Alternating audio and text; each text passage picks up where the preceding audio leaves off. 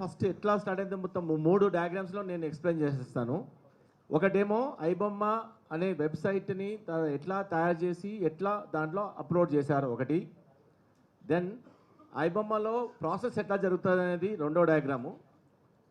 దాని తర్వాత ఈ ఐబొమ్మ ప్రాసెస్లో మూవీ స్ట్రీమింగ్ అయ్యేటప్పుడు అతనికి రెవెన్యూ ఎట్లా వస్తుంది అనేది మూడో బొమ్మ. సో నేను 3 బొమ్మలలో నీకు మా ఐబొమ్మ గురించి మొత్తం చెప్పేస్తా. ఫస్ట్ బొమ్మ, ఫస్ట్ డొమైన్ రిజిస్ట్రేషన్ అంటే ఐబొమ్మ ఆర్ బప్పం.com ఐబొమ్మ.com అనేది ఫస్ట్ డొమైన్స్ ఉంటాయి. డొమైన్ రిజిస్టర్ అనేది కంపెనీస్ ఉంటాయి. ఇప్పుడు గోడాడీ అనే కంపెనీ ఎట్లనో అట్లా చాలా కంపెనీస్ ఉన్నాయి, డొమైన్ రిజిస్ట్రేషన్ చేసుకోవచ్చు. ఈ ఫస్ట్ ఇక్కడ రిజిస్టర్డ్ ఇతను ఎన్జలా అనేది కంపెనీ ఉంది. ఎన్జలాలో డొమైన్ రిజిస్టర్ చేశాడు. ఈ డొమైన్ రిజిస్టర్ చేయడానికి తన ఈమెయిల్ ఐడి, తన డెబిట్ కార్డు, తన క్రెడెన్షియల్స్ అన్నీ ఇచ్చి డొమైన్ రిజిస్టర్ చేశాడు. దీనివల్ల ఈ డొమైన్ నాది కాదు అని చెప్పడానికి వీలు లేదు. నెంబర్ 1, ఎందుకంటే ఈ ఐబొమ్మ డొమైన్ తనది, క్రెడిట్ కార్డు ఉపయోగించాడు, తన ఈమెయిల్ ఇచ్చాడు, తన అంత డీటెయిల్స్ ఇచ్చాడు. సో అతని ఐబొమ్మది అతనిదే. అది ఎక్కడ రిజిస్టర్ అయింది? ఎన్జలా అనే కంపెనీలో రిజిస్టర్ అయింది. దాని తర్వాత దాన్ని హోస్టింగ్ చేయాలి. ఆ హోస్టింగ్ చేయడానికి వేరే కంపెనీ వాడాడు. అది హోస్టెడ్ ఎట్ ఐపీ వాల్యూమ్ అనేది హోస్టింగ్ కంపెనీ. అంటే అది దీన్ని హోస్ట్ చేస్తుంది. హోస్ట్ చేయడం అంటే చూపిస్తుంది. దాని తర్వాత ఇది హోస్ట్ అయిపోయింది, ఇది రిజిస్టర్ అయిపోయింది, హోస్టింగ్ అయిపోయింది. దాంట్లో సిఎంఎస్ అనే ఒక సాఫ్ట్వేర్ ఉంటుంది ఈయనకి. అంటే కంటెంట్ మేనేజ్మెంట్ సిస్టమ్. ఒక కంటెంట్ని టోటల్గా మేనేజ్ చేస్తుంది. అది ఎట్లా, ఎప్పుడు చూపించాలి, ఏ టైంలో నీకు యాడ్ ఇవ్వాలి, ఏ టైంలో ఆపాలి, ఏ టైంలో చూపించాలి అనేది కంటెంట్ మేనేజ్ సిస్టమ్. ఈ దాంట్లో కంటెంట్ మేనేజ్ సిస్టమ్ని ఆపరేట్ చేసేది ప్యానల్ ఉంటుంది. ఈ ప్యానల్ ఎక్కడెక్కడ ఉంటాయంటే మనుషులు. ప్యానల్ అంటే ఒక సాఫ్ట్వేర్ కాదు, అది మనుషులు ప్యానల్ చేస్తుంటారు. ఎక్కడెక్కడ డిఫరెంట్ అవుట్సోర్సింగ్ చేసుకోవచ్చు. తర్వాత క్రియేటింగ్ పోస్ట్ అంటే సినిమా చూపించడానికి మనం పోస్టర్లు బయట గోడల మీద చేస్తారు కదా, అట్లా పోస్ట్ క్రియేట్ చేస్తాడు. ఆ పోస్ట్ అనేది మూవీ పోస్టర్ తయారు చేస్తాడు.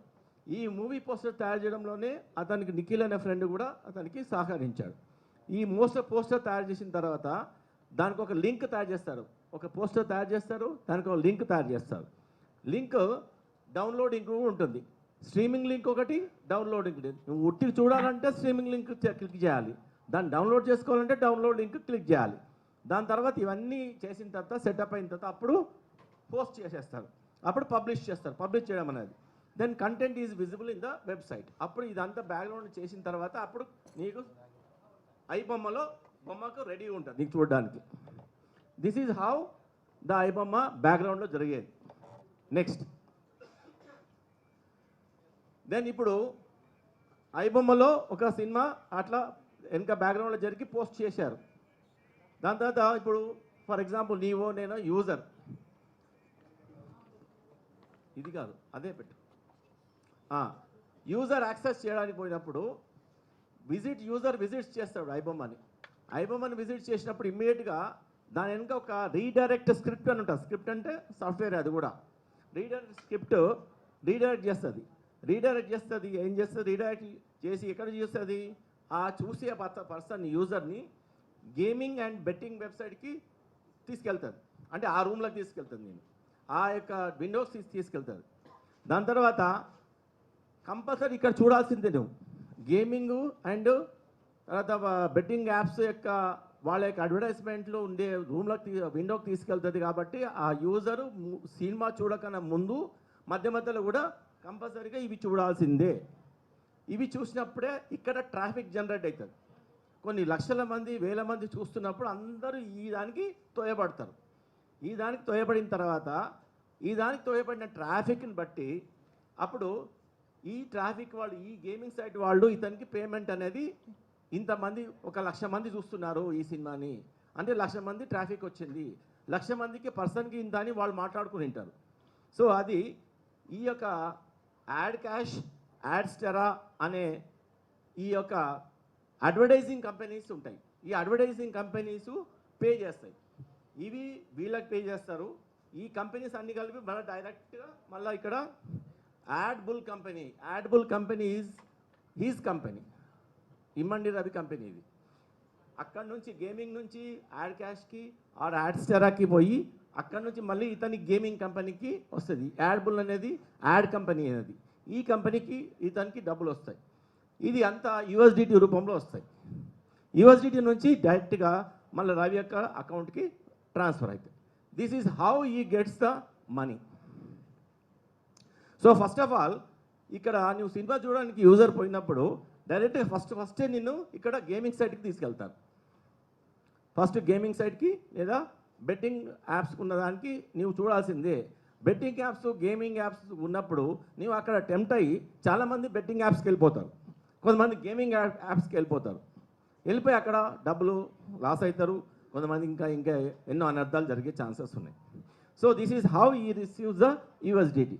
ఆ యూఎస్డిటీలో ఉన్న మనీని మళ్ళీ ఇండియన్ అకౌంట్స్లోకి మార్చుకొని కరెన్సీ, ఇండియన్ కరెన్సీ లోపల ఫియస్ట్ కరెన్సీ లోపల మార్చుకుంటాడు. This is how he generates the money, this is how he gets the money. This is owned by him, and this entire script is owned by him, and he says that I don't own anything.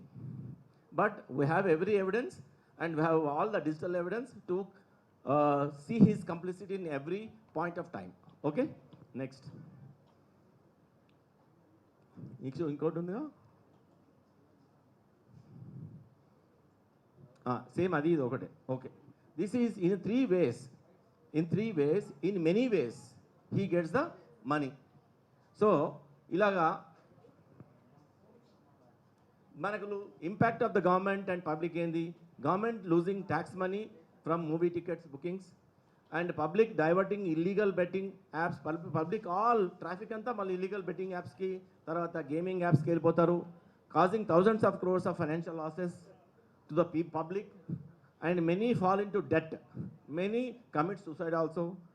Site forces user to install malicious APKs that may steal your user's personal and banking data. నువ్వు సైట్లోకి పోతున్నప్పుడే నువ్వు agree కొడుతున్నప్పుడు, terms and conditions agree కొడుతున్నప్పుడే నీ యొక్క data అంతా store అయిపోతుంది. అందుకే అతను నా దగ్గర చాలామంది డేటా ఉంది అని ఒక థ్రెటనింగ్ వర్డ్ కూడా ఉపయోగించాడు. అది so stolen data was sold and later use by cyber scamsters. ఆ డేటా అంతా సైబర్ స్కామ్స్కి ఉపయోగించుకోవచ్చు, ఆ డేటా నుంచి మళ్ళీ మనీ సంపాదించుకోవచ్చు. So this is how entire the process behind front and how he earns money from different traffic. అది yeah yeah yeah light అంట, లైట్ ఇది అయిపోయింది. నేను యా యా ఇప్పుడు మీది క్వశ్చన్ ఏంటి? పైరసీలో ఇక యాక్చువల్గా మూవీ రూల్స్ అని డిఫరెంట్ పైరసీస్ ఉన్నాయి, ఇంకా ఉన్నాయి. వాటి నుంచి తీసుకోవచ్చు. వాటి నుంచి తీసుకున్న కంటెంట్ బాగలేకపోతే కూడా ఇతని దగ్గర ఈ has the software to enhance the resolution, enhance the quality, sound quality, and almost ఆ పైరసీ చేసిన అంటే డిఫరెంట్ ప్లేసెస్లో దొరుకుతున్నాయి. ఇది డార్క్ వెబ్లో దొరుకుతున్నాయి. తర్వాత ఇప్పుడు ఎవరైనా సినిమా సెల్ ఫోన్ పెట్టుకొని థియేటర్లో తీసుకొని అది అనానిమస్ అకౌంట్స్, అనానిమస్ యాప్స్ ఉన్నాయి. ఫర్ ఎగ్జాంపుల్ టెలిగ్రామ్ యాప్లో నీకు అప్పుడప్పుడే డిలీట్ చేయొచ్చు, ఒకసారి కొట్టిన తర్వాత డిలీట్ చేయొచ్చు. సో టెలిగ్రామ్ యాప్లో నువ్వు అమ్మేవాళ్ళు చాలామంది ఉన్నారు. టెలిగ్రామ్ యాప్లో నుంచి వాళ్ళు తీసుకొని దాన్ని ఎన్హాన్స్ చేసి దీంట్లో ఇతని ఒక పోస్టర్ గిస్టర్ తయారు చేసి ఇతను ఒక మాల్ టైప్లో పెట్టుకున్నాడు. అది ఏది నో ఇతను ఎస్ డైరెక్ట్గా చేయడం కాదు. సో ఆల్రెడీ ఒక పైరసీ చేసిన దాన్ని మళ్ళీ దాన్ని ఎన్హాన్స్ చేసి నీవు షాప్లో పెట్టుకున్నావంటే as good as the piracy. సొంతంగా చేయాల్సిన పర్సన్ అవసరం లేదు దీనికి. ఇంకా సొంతంగా ఏంటంటే సొంతంగా చేస్తే కష్టపడాల్సిన అవసరం లేదు. అంత రెడీగా ఉన్నదాన్ని మొత్తం ఇంకా పైరసీ చేసి, ఇప్పుడు ఫర్ ఎగ్జాంపుల్ షాప్ ఉంది ఏంటి, నీది షాపు, నీ షాపులో డ్రగ్స్ అమ్ముతున్నావు, తర్వాత ఇక్కడ ఎక్స్ప్లోజివ్స్ అమ్ముతున్నావు, ఇక్కడ గాంజా అమ్ముతున్నావు, తర్వాత ఇక్కడ అన్ని దొంగ సిమ్ కార్డులు అమ్ముతున్నావు అంటే నేనేం పైరసీ చేయలేదు అని అంటే నేనేం నాది ఓన్లీ షాప్ మాత్రమే, కంటెంట్ నాది కాదు అంటే ఎట్లా? పైరసీ చేసిన వాళ్ళు చాలామంది ఉన్నారు. అంటే అది అనానిమస్, పైరసీ చేయడము అనానిమస్ ఎవరైనా చేయొచ్చు, ఎవరైనా చేసి కంటెంట్ పెట్టవచ్చు. పైరసీ ఎన్ని రకాలుగా జరుగుతుంది. ఎట్లా అంటే సినిమా డైరెక్ట్గా సినిమాలో కూర్చొని దాన్ని స్ట్రీమింగ్ తీసుకొని రికార్డ్ చేయడము, లేకపోతే డైరెక్ట్గా అవుతున్నప్పుడు టోటల్గా సాఫ్ట్వేర్ని హ్యాక్ చేసి చేయడము,